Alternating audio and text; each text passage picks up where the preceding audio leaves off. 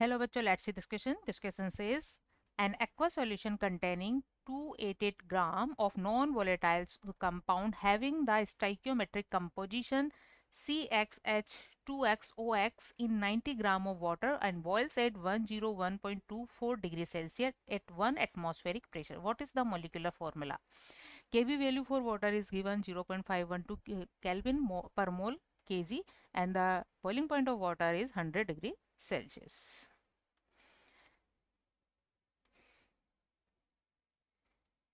Key concept for this question is यहाँ एक solution prepare किया गया है जिसमें नॉन वोलेटाइल सॉल्यूट को वोलेटाइल सॉल्वेंट में डिसॉल्व किया गया है। जब किसी नॉन वोलेटाइल सॉल्यूट को वोलेटाइल सॉल्वेंट में डिसॉल्व किया जाता है तो ऐसे सॉल्यूशन का बॉइलिंग पॉइंट इंक्रीज हो जाता है और इंक्रीज इन बॉइलिंग पॉइंट को हम डेल्टा टी वी से रिप्रेजेंट करते हैं और डेल्टा टी वी वैल्यू का उस सॉल्वेंट के molar elevation constant K B और सॉल्यूशन की मोलरिटी एम से इस तरह से रिलेशन होता है, that is delta T V is equal K B into M. तो केवी वैल्यू है molar elevation constant of solvent. This is molar elevation constant for the solvent. M molarity है और मोलरिटी होता है mass of solute. Mass of solute इसको हम solute upon molar mass of solute M W से represent कर रहे हैं into mass of solvent. Mass of solvent अगर 1 ग्राम में है तो इसको केजी में कन्वर्ट करने के लिए 1000 से मल्टीप्लाई करेंगे तो 1000 या न्यूमरेटर में होगा इस तरह। तो इस तरह से हम मोलरिटी की वैल्यू लिख सकते हैं। डेल्टा टी भी होता है boiling point of solution. Boiling point of solution और boiling point of solution according the question है 101.24 degree Celsius and minus boiling point of the solvent which is 100 degree Celsius equal K B value question में given है 0.12 kelvin KG पर मोल और molarity के लिए या मास of solute जैसा question में गिवन है 288 into 1000 divide by molar mass हमें निकालना है और सोलवेंट का मास गिवन है 90 ग्राम।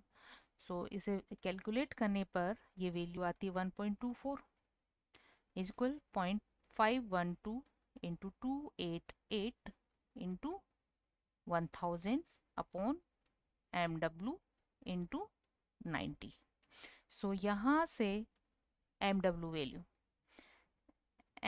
वैल्यू होगी 0.512 into 288 into 1000 divide by 1.24 into 90 और इसे कैलकुलेट करने पर मोलर मास आता है 1321.29 ग्राम।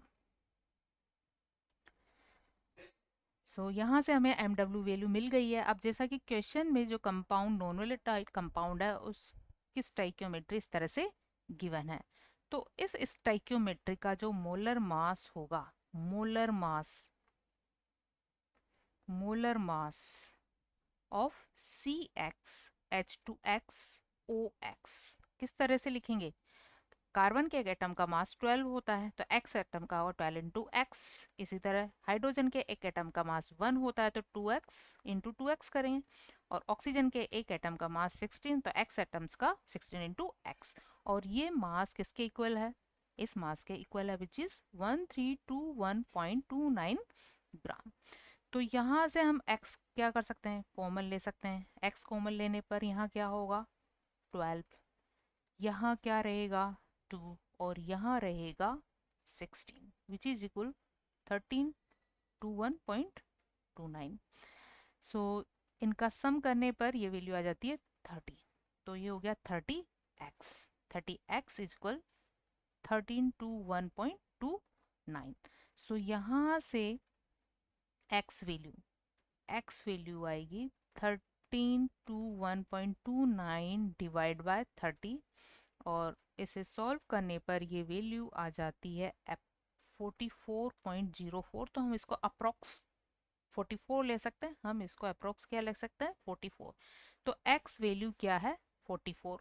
तो यहाँ पर हम ये वैल्यू पुट करेंगे इस फॉर्मूले में इस फॉर्मूले में x की वैल्यू पुट करने पर हमें इसका नया फॉर्मूला मिल जाएगा। वो क्या होगा, C44 लिख सकते हैं x की जगह।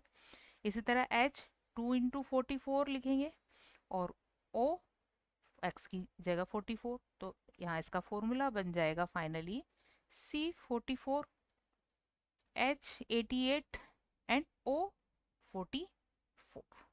So final answer of this question is the composition of non-volatile solute is C44 H88 O 44.